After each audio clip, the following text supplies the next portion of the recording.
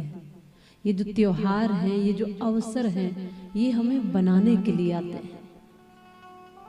यूं तो पूरे वर्ष कौन है जो दान करेगा बोलो। ये जब अवसर आते हैं, ये जो मौके आते हैं, इसमें हमें बताया जाता है कि दान भी करना है, पुण्य भी करना है। पूरे वर्ष तो आप तमाम चीजों में उलझे रहते हैं, पर जब जब अवसर आता है तब तब ध्यान आता है, अरे चलो कुछ शुभ कर लेते, कुछ दान कर लेते, कुछ अच्छा कर लेते हैं। तो सबके लिए अवसर है। उदाहरण के लिए आप सब निरंतर 7 दिनों से कथा सुन रहे हैं, यहाँ वास भी कर रहे हैं, पर इतना भजन नहीं हो पाया जितना आपने कल से अब तक कर लिया। आपको जब बोला जाता है कि भाई ये करना है, ये अवसर है, तो आपके मन को भी ये स्वीकार करना पड़ता है। मन भी मान लेता है कि हाँ जी, पूरे वर्ष तो मैं ये ऐसा नहीं कर रहा, मुझे एक दिन मिला है, तो इस एक दिन में तो मैं सौभाग्यशाली बन जाऊं। सारे के सारे लोग कल से ही लगे हैं नाम जप करने में। तो कंपटीशन की अवधि कब तक है जी? शाम तक? ठीक है जी, शाम को ही देखा जाएगा। सब अपने अपने नाम को बढ़ाइए। ठाकुर जी का, शिव जी का खूब आशीर्वाद प्राप्त करिए। इसमें देखो बच्चे भी लगे हैं, माताएं भी लगी हैं। नहीं तो फिर कह रही होती कौन सी साड़ी पहननी है, क्या करना है, कौन सा हार डाल रही है, क्या कर रही है, ऐसा करा वैसा करा, इन बातों में ही लगी रहती। लेकिन कल से जब से आपको नाम जप के लिए बोला गया है, तब से देखो कुछ भी कर रहे हैं लेकिन नाम जप चल रहा है, चल रहे, फिर रहे, बैठे, कुछ भी कर रहे। और इतना अभ्यास कर लिया आपने कल से, मुझे लगता है सोते सोते भी वही चला होगा, सोने में भी वही चल रहा होगा, ध्यान आ रहा होगा। कितना हो गया? सोने में भी वही चल रहा है। आप सब तो कर ही रहे, हमारे तो ब्राह्मण देव भी लगे। किस किस का कितना हो गया भैया?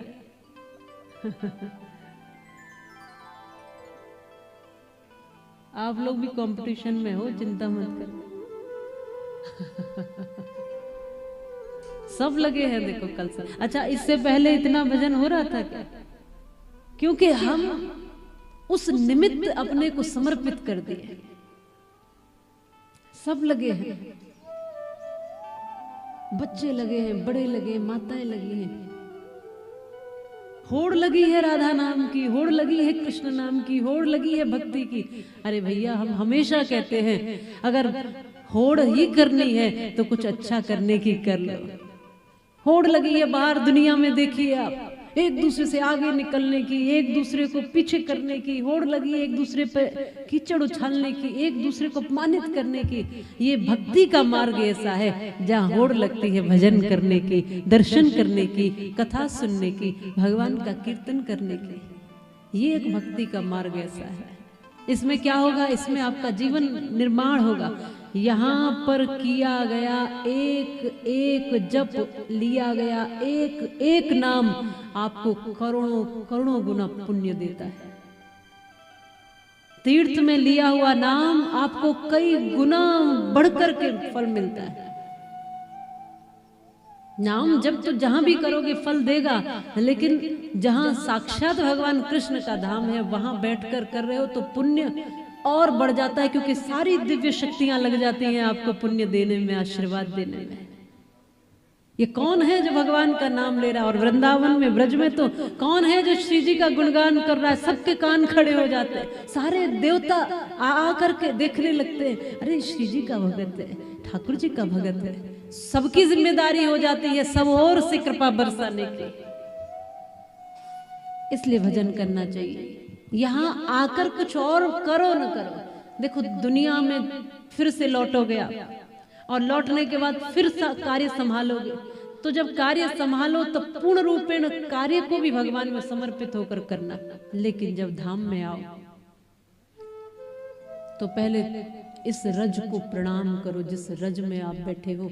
ये रज का विशेष महत्व है, ब्रज रज का विशेष महत्व है। कहीं का कुछ महत्वपूर्ण होता है, किसी धाम में कुछ महत्व होता है, लेकिन ब्रज में रज का विशेष महत्व है। इस ब्रज रज को प्रणाम अवश्य करना, इस ब्रज रज को माथे पर अवश्य लगाना।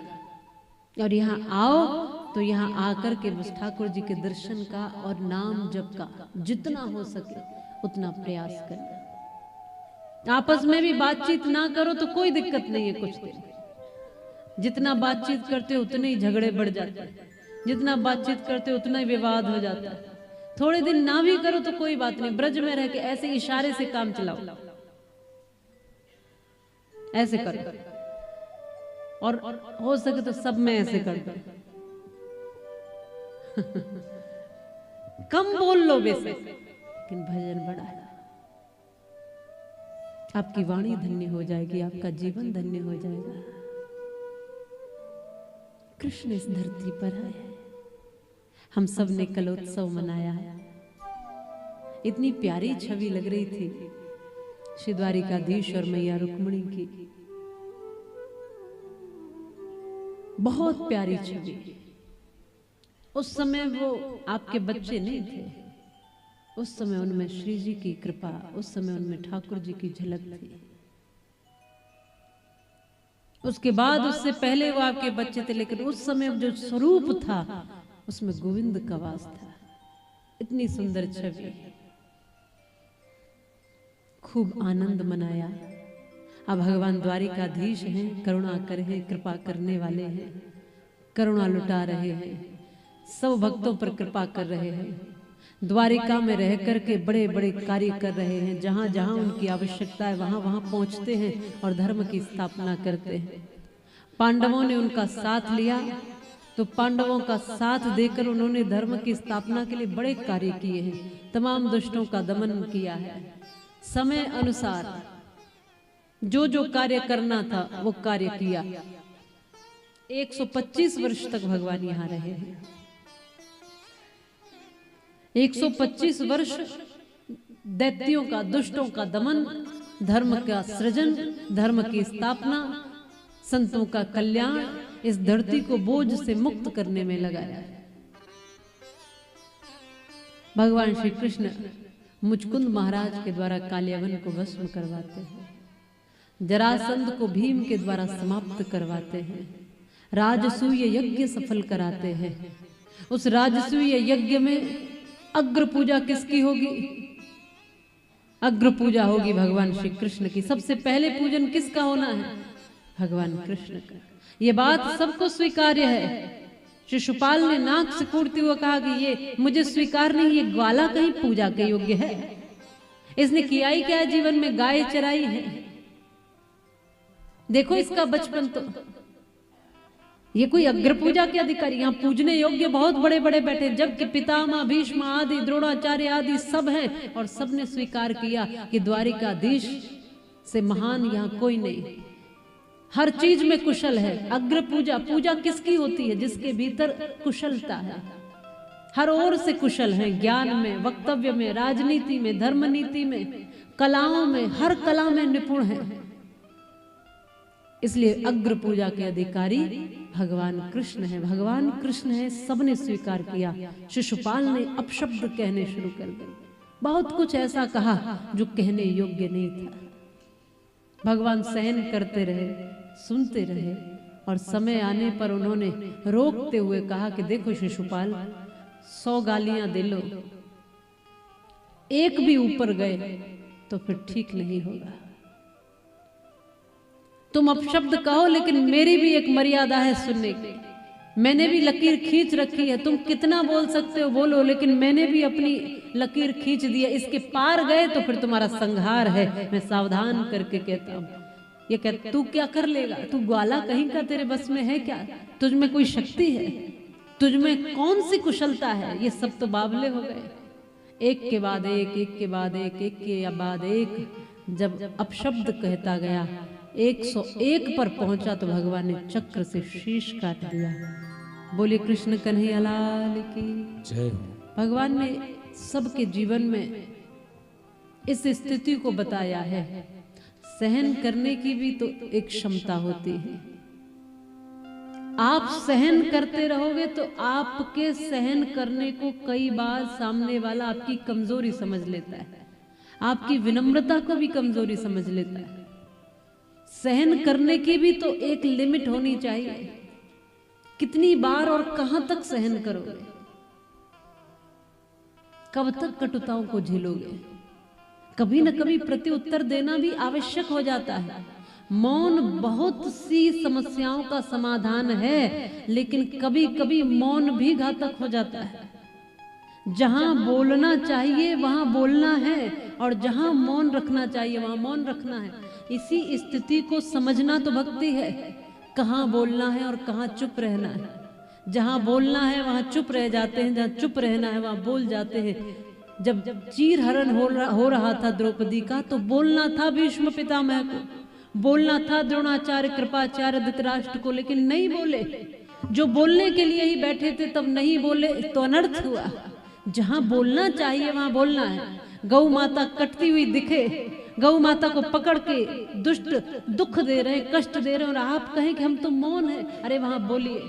आपके धर्म का कोई अपमान कर रहा है, आप बोलिए। किसी बहन बेटी का अपमान हो रहा है, आपको बोलना चाहिए। जहां बोलना है वहां बोलना चाहिए। बोलना भी कई बार धर्म हो जाता है, अब कई बार मौन होना धर्म हो जाता है। ये स्थिति को देखना है कि कहां चुप रहना है और कहां बोलना है।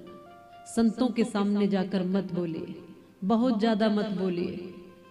कभी हो सके तो कोई भाव अपना उमड़ रहा है तो व्यक्त कर दीजिए, लेकिन कोशिश करिए कि कम बोलें और ज्यादा सुने। संतों के पास, विद्वानों के पास आकर, कथा में आकर के मत ज्यादा बोलिए। यहां सुनने बैठे हो, ये जो हैं हमसे बड़े हैं, जब बड़ों की सानिध्य में, गुरु की सानिध्य में, श्रेष्ठों की सानिध्य में बैठो तो कम से कम बोलो, शांत रहो ज्यादा से ज्यादा। न जाने कब कौन सी उनके मुख से ऐसी वाणी निकले जो आपका कल्याण कर दे। कौन सा आशीर्वाद ऐसा निकल जाए। अब कुछ लोग आके कहते हैं आशीर्वाद दो, आशीर्वाद दो। कल भी कुछ आई थी माताएं, बोले आशीर्वाद दो। हमने कहा जी आशीर्वाद है। बोले नहीं नहीं, बढ़िया वाला दीजिए, अच्छे वाला आशीर्वाद दीजिए। हमने कहा इसमें भी क्वालिटी होती है, इसमें भी कैटेगरी होती है क्या, कि अच्छा है फिर थोड़ा कम अच्छा है, ज्यादा अच्छा है। ये आशीर्वाद कि अच्छा और बुरा क्या होता? आशीर्वाद आशीर्वाद होता है। बोले नहीं नहीं, दोनों हाथ रख दो ऐसे और अच्छे वाला, बढ़िया वाला दो। अरे आशीर्वाद कोई वाणी का विषय थोड़ी है कि किसी ने कह दिया तुम्हारा कल्याण हो वत्स और हो गया कल्याण। आशीर्वाद हृदय का विषय है। आप जब पात्र बन जाते हो, अनुकूल हो जाते हो, तो बिना बोले ही आशीर्वाद रोम रोम से निकलता है। संतों के, महापुरुषों के आप जब पात्र बनोगे तो आशीर्वाद मांगना नहीं पड़ेगा। पात्र को मांगना नहीं पड़ता है, पात्र को अपने आप मिलता है, अपने आप मिलता है। पात्र को, गुरु को भी ढूंढना नहीं पड़ता, गुरु भी अपने आप मिल जाते हैं। पात्र को कुछ नहीं ढूंढना पड़ता। माता शबरी बस पात्र बनी थी और अपने गुरु के वचन पर विश्वास किया था। तुम्हें कहीं नहीं जाना शबरी, राम तुम्हें खोजते हुए तुम्हारी कुटिया में आएंगे। और माता शबरी ने क्या किया? बस प्रतीक्षा, प्रतीक्षा, प्रतीक्षा। कोई एक संकल्प अपने जीवन में ले लो, वही संकल्प आपको पार कर देगा। माता शबरी से सबने कहा कि राम नहीं आएंगे। तुम कौन हो? तुम बिल्ली हो। तुम्हारे अंदर कौन सा ज्ञान है, कौन सा क्या कुछ है तुम्हारे भीतर? नहीं आएंगे राम, तुम्हारे यहाँ क्यों आएंगे? सबने कहा, पर उन्होंने अपने गुरु के वचन पर विश्वास किया। मेरे गुरु ने कहा है राम आएंगे। रास्ते बुहारती हैं, रास्ते साफ करती है, सब और जीव जंतु पशु पक्षी सबको बात करके कहती है, पूछती है राम कब आएंगे, और प्रतीक्षा करती है। उनके फूलों पर कोई चल जाता है तो हाथ जोड़ के कहती है इन पर मेरे राम चलने वाले हैं, तुम दूसरे रास्ते से चले जाओ। प्रतीक्षा की केवल, और उस प्रतीक्षा का परिणाम हुआ कि राम उनकी कुटिया में पहुंचे। तुम पात्र बनो तो सही, पात्र को परमात्मा मिलता है, सबका परमात्मा है। जब भगवान श्री कृष्ण का विवाह 8 रानियों से हो गया, भगवान की मुख्य 8 पटरानियां हैं। कारण सबके पीछे है, जैसे कल रुक्मिणी मैया का पत्र आया, कल विवाह उत्सव हुआ तो उनका पत्र आया, तो उसको पढ़ करके भगवान ने वहां जाकर उनका वरण किया। जामवंती के साथ या सत्यभामा, कालिंद, कोई न कोई कारण रहा। इसी तरह भगवान के 16,108 विवाह कहे जाते हैं। 16,000 जो 100 है उनके पीछे की भी कथा है। भौमासुर की कैद में सारी ये राजकुमारियां थी। भौमासुर ने कैद कर रखा था, बंधन में थी, बहुत दुख पा रही थी। ये बहुत क्रूर राक्षस व्यक्ति था। और भौमासुर की कैद में जब ये पड़ी थी, दुख उठा रही थी, भगवान को पता चला तो भगवान उस स्थान पर गए। भौमासुर की कैद बड़ी कठिन यातनाएं हैं। वहां की व्यवस्था ऐसी कि कोई पक्षी भी न जा सके, पर कृष्ण गए। द्वारिकाधीश भगवान वहां गए, भौमासुर को समाप्त किया और उन सब देवियों को वहां से बाहर निकाला। और बाहर निकाल कर कहा कि जाओ, अब तुम स्वतंत्र हो, सुरक्षित हो, तुम अपने अपने निवास पर चली जाओ, अपने अपने घर चली जाओ। सारी देवियों ने कहा, प्रभु किस घर की बात करते हो? हमारा तो कोई घर नहीं है, किस घर जाएं हम? भगवान ने कहा, जिस घर से तुम्हारा अपहरण हुआ था, तुम्हारे पिता के घर, तुम वापस चली जाओ। सारी राजकुमारियों ने कहा, वो पिता का घर तो कब तक का हमारे लिए बंद हो चुका, दरवाजे बंद हो गए, घर बंद हो गया, माता पिता ने सारे रिश्ते तोड़ लिए हमसे। हम अपहरण करके जिस दिन लाई गई, उस दिन से तो दरवाजे बंद थे, बदनामी हो जाएगी हमारी, ये सोच करके पिता ने तो हमें बेटियां मानने से अस्वीकार कर दी। कोई बेटी मानने को तैयार नहीं, बहन मानने को तैयार नहीं है। अपना कोई घर नहीं है, अपनी कोई पहचान नहीं है, हाथ कोई थामेगा नहीं, पति कोई बनेगा नहीं, पिता का घर रहा नहीं है। अब बताइए कैसे जिएंगे? हमारे पास तो इस समय कोई स्थान नहीं है, और स्थान छोड़िए प्रभु, हमारे पास तो पहचान भी नहीं है। और बिना पहचान के जीना मरने के जैसा ही है। हम सबको भी जीने के लिए कोई ना कोई पहचान चाहिए ना। कोई पूछेगा किसकी बेटी हो, किसकी पत्नी हो, कौन सा गांव है, किस स्थान से आई हो, कोई ना कोई तो पहचान होगी। अरे यहाँ एक रात अगर बेटी मंदिर में भी रहकर आ जाए तो भी लोग उंगली उठाते हैं, प्रश्न करते हैं। हम तो कितने दिनों से भौमासुर की कैद में हैं, कौन हम पर विश्वास करेगा? हम पवित्र हैं, हम अच्छे हैं, हम ठीक हैं, कौन स्वीकार करेगा? अरे जब माता पिता ने स्वीकार नहीं किया, अपनों ने दरवाजे बंद कर लिए, तो और किसी से उम्मीद क्या करें? हमारा कोई नहीं है प्रभु। अगर कोई होता तो कभी तो खबर लेता, कभी तो कोई आता पूछने, कभी तो कोई बचाने का प्रयास करता, कभी तो यहाँ से ले जाने की कोई कोशिश करता। पर हम में से किसी के घर वाले कोई नहीं आए, कहीं एक सूचना तक नहीं आई। इतने दिनों से कैद हैं, इसलिए हम कहते हैं हमारे पास कोई नहीं है, एक ही विकल्प है हमारे पास, आत्महत्या कर लेती हैं। मरने के अलावा और कोई विकल्प नहीं।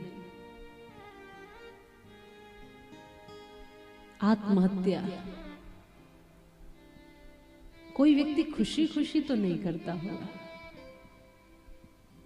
आप सुनते हो न्यूज में, वो व्यक्ति फांसी लटक गया, उसने जहर खा लिया, वो कूद के प्राण दे दिए, उसने बिल्डिंग से कूद गया। कितनों के बारे में आज सुनते हैं। क्या कोई ऐसे ही आत्महत्या कर लेता है? बस वो बैठा था, उसका ख्याल आया उसके मन में कि चलो मरते हैं, और वो मर गया। क्या ऐसा होता है? उस एक दिन मरने के लिए न जाने वो कितने दिन मरा होगा पहले। उस एक दिन मरने के लिए कितने दिन वो दुखी हुआ होगा, रोया होगा, तड़पा होगा, परेशान हुआ होगा, अपनों से कुछ बात करने की कोशिश की होगी, लेकिन कितनी बार टूटा होगा, हारा होगा, थका होगा, तब जाके एक दिन वो हिम्मत करा के प्राण त्याग दे। बहुत बहुत मुश्किल रही होगी जीवन में। एक स्टोरी उस व्यक्ति की जो सुनी थी, उसने बहुत कुछ लिखकर और वीडियो बना के जो डाला था, और फिर आत्महत्या कर ली थी। सबको ईमेल किए, जज को, न्यायाधीश को, वकील को, अपने फैमिली को, सब लोगों को। वो एक दिन की कहानी नहीं होती। कल हम इंटरव्यू दे रहे थे तो उसमें उन्होंने पूछा कि एंजाइटी होती है, डिप्रेशन हो रहा है, लोग हाइपरटेंशन का शिकार बन रहे हैं। कोई एक दिन की कहानी थोड़ी है ये।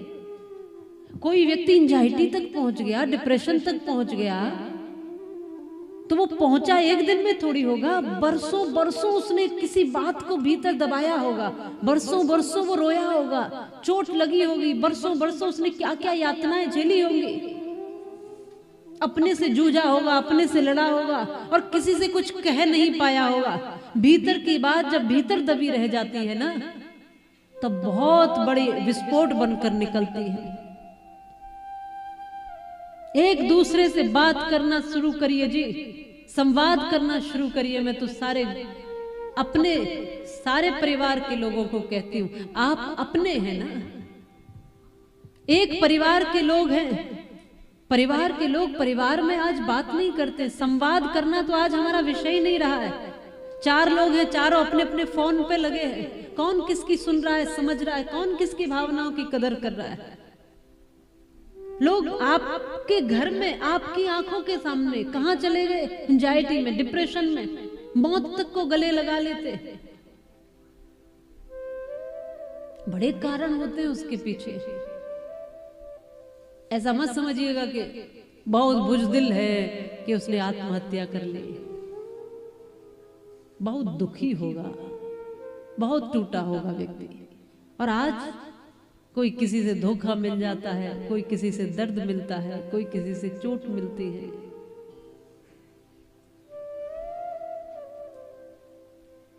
रिश्तों को कहां संभाल पा रहा है।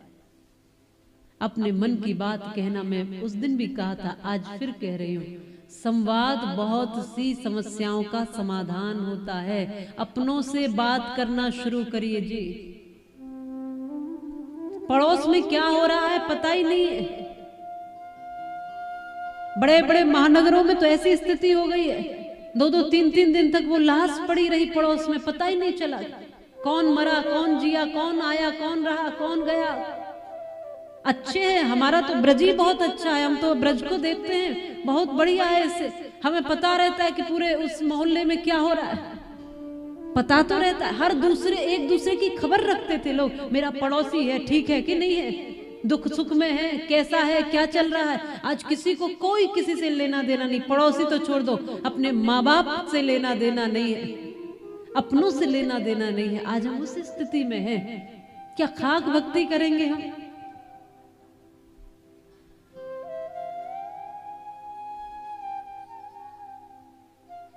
आज कितने दिन से ये सब दुखी हुई होंगी,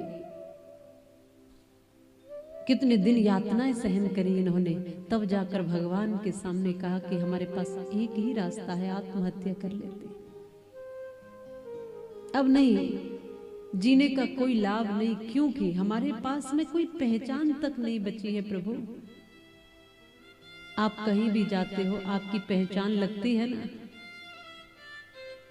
बोलो, अरे आप यहां भी रुके हो, कमरे में एंट्री बाद में हुई है, आपकी पहचान लगी है पहले। दिखाइए जी, अपना आधार निकालिए। और जिसके पास पहचान ही ना हो, सोचिए वो व्यक्ति तो जीवित है, बस सांस ले रहा है, वैसे मृतक ही है।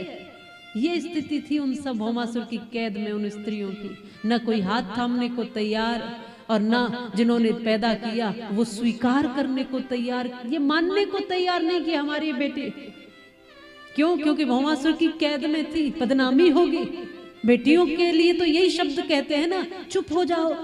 कुछ उनके साथ गलत भी हो गया तो दबा देते, चुप हो जाओ क्योंकि बदनामी होगी, माँ बाप की बदनामी होगी, चुप हो जाओ, शांत हो जाओ, कुछ मत कहो, सहन कर लो, कुछ मत बोलना बेटा, ऐसे ही जीना, शांत रहो। पति ने थप्पड़ भी मार दिए, सहन कर लो, क्या होता है 1-2 थप्पड़ में, गालियां भी दे दी, कोई बात नहीं बेटा, पति है, परमेश्वर है, कुछ बोल भी दिया, कोई बात नहीं, शांत रहो, तुम तो बेटी हो। यही सिखाया गया। मृतक के जैसे जीवन।